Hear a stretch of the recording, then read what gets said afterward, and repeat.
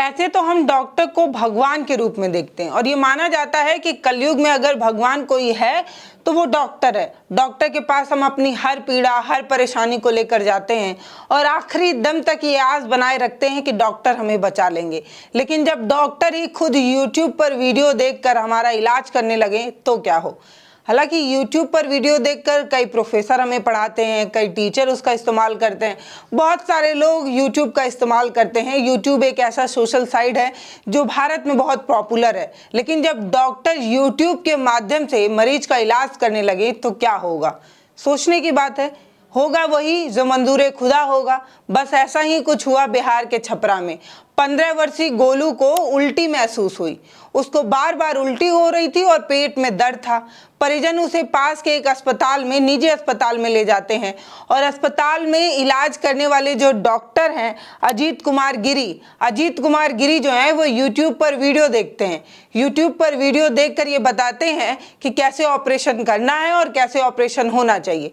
ये परिजन बता रहे हैं, जो गोलू हैं उनके पिता ये बता रहे हैं कि ऑपरेशन थिएटर रूम के बाहर से यूट्यूब की आवाज़ आ रही थी और जो अजीत कुमार जी हैं वो यूट्यूब के माध्यम से ही मेरे बेटे का इलाज कर रहे थे।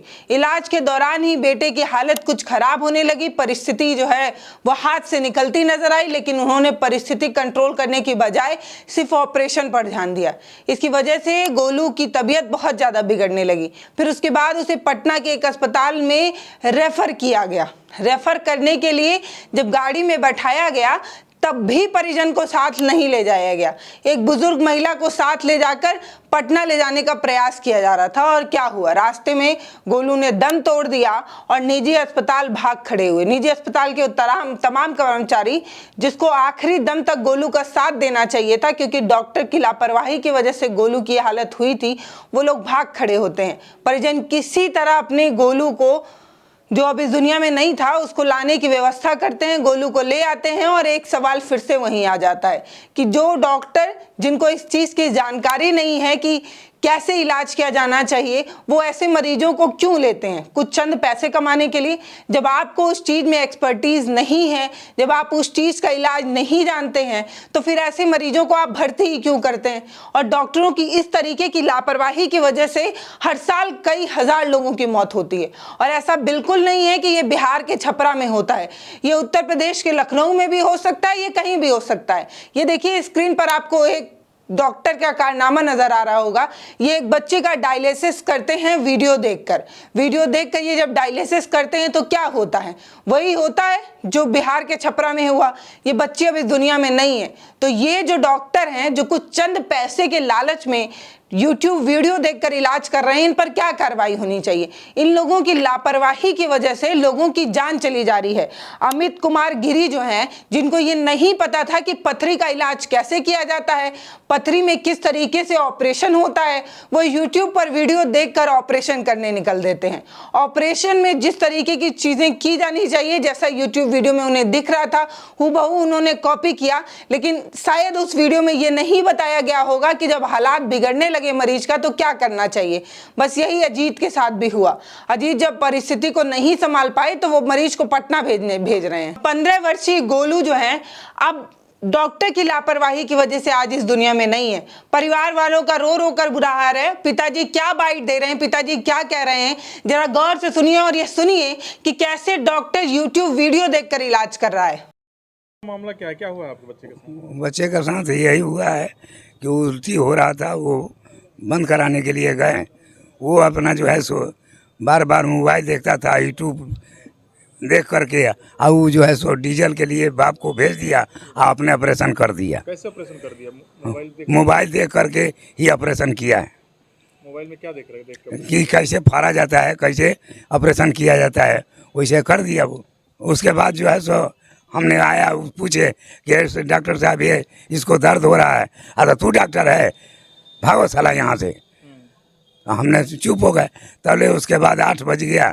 उसके बाद ऑक्सीजन लाद करके गाड़ी में और जो है सो गला पटना लेकर के चले गए। हमारी पत्नी थी, सब कोई गाड़ी में बैठा, सबको उतार दिया, हमारी पत्नी को खाली लेकर के चली गई। और जो वो हमारी पत्नी बुरा थी, उसको अकेला वहाँ लाश छोड़ करके अब सब लोग भाग गए। हमारी पत्नी जो है सो क्या 5500 रुपये में भाड़ा कर करके और वो जो है सो आई। क्या नाम हुआ आपका? हमारा नाम प्रहलाद प्रसाद शाह। जब ऑपरेशन के बाद गोलू की हालत खराब होने लगी, गोलू को असहनीय दर्द महसूस होने लगा, तो ये बात उनके परिजन ने जाकर डॉक्टर अजीत कुमार गिरी से बताई। ये बताया कि मेरे बेटे को असहनीय दर्द हो रहा है। इस पर डॉक्टर साहब क्या कहते हैं पता है? कहते हैं तुम डॉक्टर हो, तुम्हें पता है कि ऑपरेशन के बाद परिजन या मरीज की स्थिति कैसी होती है। बिल्कुल सही है। वो इस तरीके की बात कहकर परिजन को वो डांटते हैं, फटकारते हैं और कहीं ना कहीं उनको इस बात का इल्म तक नहीं होता कि अगर ठीक समय पर किसी ठीक डॉक्टर से गोलू का इलाज कराया गया होता या जो आपने बिगाड़ दिया था वो भी संभाला जा सकता था। लेकिन आप तो ओवर कॉन्फिडेंस की बीमारी से लिप्त थे, इसीलिए उन्होंने गोलू को आखिरी समय तक भी अपने अंडर ही रखा। जब उन्हें ये बात समझ में आ गई कि अब वो गोलू को नहीं संभाल सकते, तब उन्होंने इमरजेंसी में पटना भेजने के बारे में सोचा। लेकिन पटना क्योंकि छपरा से काफ़ी दूर है और पहुंचते पहुंचते गोलू जो है वो आखिरी सांसें लेता है और आखिरी सांसें एम्बुलेंस में ही लेता है। किसी परिवार वालों को साथ क्यों नहीं ले जाया गया, एक बड़ा सवाल है। पिता प्रहलाद साथ तमाम गंभीर आरोप लगा रहे हैं। आरोप ये भी है कि डॉक्टर किस तरीके से लापरवाही करते हैं और ऐसे झोला छाप डॉक्टरों का क्या किया जाए। ये लोग डिग्री कहाँ से पाते हैं? क्या किसी डोनेशन के थ्रू इनकी एंट्री होती है और फिर पैसा देकर ये लोग जो है वो डॉक्टर की डिग्री खरीद लेते हैं? आखिर आपने पढ़ाई की होगी, क्लासेस किए होंगे, सेमिनार अटेंड किए होंगे। अगर आपने प्रैक्टिकल किया होता तो शायद आपको सारी चीजें पता होती। आपने ये सब कुछ भी नहीं किया और पैरासूट लैंडिंग से आप एक डॉक्टर बने हैं। उसके बाद आपकी इस तरीके की लापरवाही की वजह से बिहार में ऐसी तमाम घटनाएं होती हैं। आपने देखा होगा कि कैसे एक लड़की का हाथ कट गया था शादी के कुछ महीने पहले, ये भी बिहार की घटना थी। बिहार में ऐसी घटनाएं लगातार हो रही हैं और ऐसे झोला छाप डॉक्टरों के लिए कोई गाइडलाइन तक नहीं बनी हुई है, जिस वजह से हजार लोगों की जान, मासूम लोगों की जान चली जा रही है। जिनको ये लगता है कि डॉक्टर हमें बचा लेंगे, वही जिंदगियां लील रहे हैं अपनी लापरवाही की वजह से। ये पूरी घटना जो है मैं आपको बताना चाहती हूँ, बिहार के छपरा जिले के गढ़ थाना क्षेत्र के मोतीराजपुर धर्मपुरा गांव की है, जिसमें एक निजी नर्सिंग होम ने ये सारी पूरी घटना हुई। ये शुक्रवार की घटना है, जिसमें इलाज कराने के लिए गए थे। रात में गोलू को पेट में दर्द होता है और परिवार वाले जो है वो लेकर अस्पताल पहुंचते हैं ताकि इलाज किया जा सके।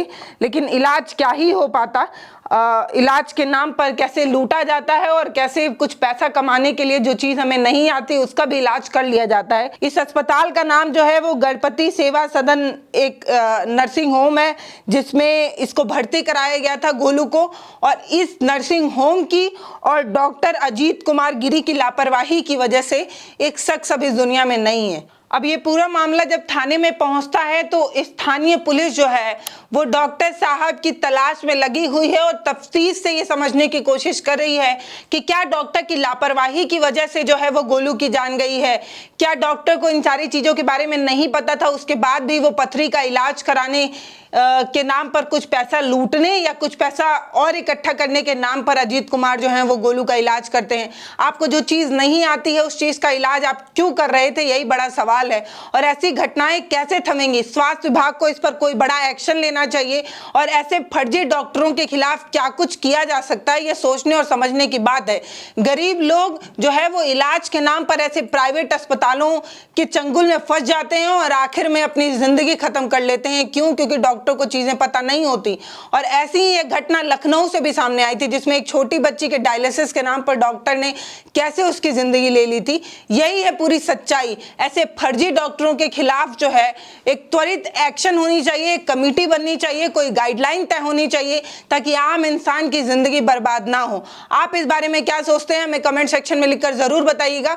बाकी अभी हम ये चाहते हैं कि इस मामले में एक चिंतन हो, एक कमेटी बने और एक गाइडलाइन तो तय हो। नमस्ते, मैं पल्लवी हूं और आप भारत एक नई सोच देख रहे हैं।